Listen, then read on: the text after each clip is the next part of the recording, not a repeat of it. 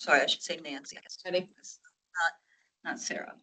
All right, we need to just officially call the roll. Sarah, would you do that, please? And then we'll move to the agenda. For NGHP, we have with us Lisa Gomez, Jerry Ronsky, Beryl Snyder, Liz Velez, Joan Sullivan, Adrian Swazerski, Christina Coughlin, Ken Evans, Janice McKinney, and Al Carney joining us remotely. Back to you. Thank you. First order of business is the election of the officers. As this is the annual meeting, we have to adopt the resolution designating the authorized officers of the NGHP subsidiary.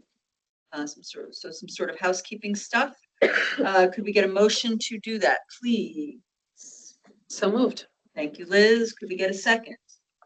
Second. Thank you, Janice. All in favor of the authorized resolution? Aye. Aye. Any opposed? No. Any abstentions? No. Seeing none, we are approved. Next order of business is the motion to approve the minutes of the meeting of May 14th, 2025, the last annual meeting behind tab 2. Motion, please. I'll move. Anybody? Thank you, Beryl. Second. Thank you, Jerry. All in favor of approval of the minutes? Aye. No. Any abstentions? Any declinations? Seeing none, we are approved. Next, we'll go to Beryl and the governance report, which is in your books. It's tab 3A and 3B. That's the bylaws, the mission statement, and the performance measures. Beryl, take it away. Thank you, Chairman Gomez.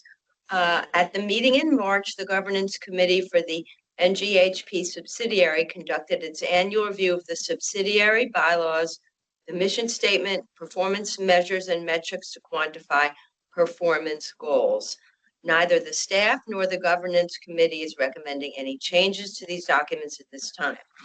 The full board is, however, required to review these documents annually. I'd like to go back to the chairman to confirm that the members who reviewed the bylaws, mission statement, performance measures, and metrics to quantify performance goals. Okay. We've confirmed that everybody's reviewed tabs 3A and 3B in the book, which is the bylaws, mission statement, et cetera, et cetera. We do not need a resolution. This is review only to get on the record. Tab 4 is the president's report. I guess same drill. You're going to turn it over to Craig. Yep. Thank you, Madam Chair. I'd like to introduce Craig Schreebokel, who will provide an overview of the subsidiary and its activities during the past year for the record. Craig, it is yours. Thank you, President Rodriguez. Good morning. My presentation today will be brief and is intended to provide an overview of the annual NGHP President's Report, which is included in the board materials. I will touch on the history leading to now and events that have transpired over the last year since May 2025. By now, I believe all are aware of the circumstances that led to NGHP receiving title to North General Hospital following its bankruptcy and ultimate closure nearly 16 years ago. At its core, North General was one of 11 financially distressed hospitals in the 80s and 90s that participated in the secured hospital program, whereby New York State financially backed the hospital's bonds.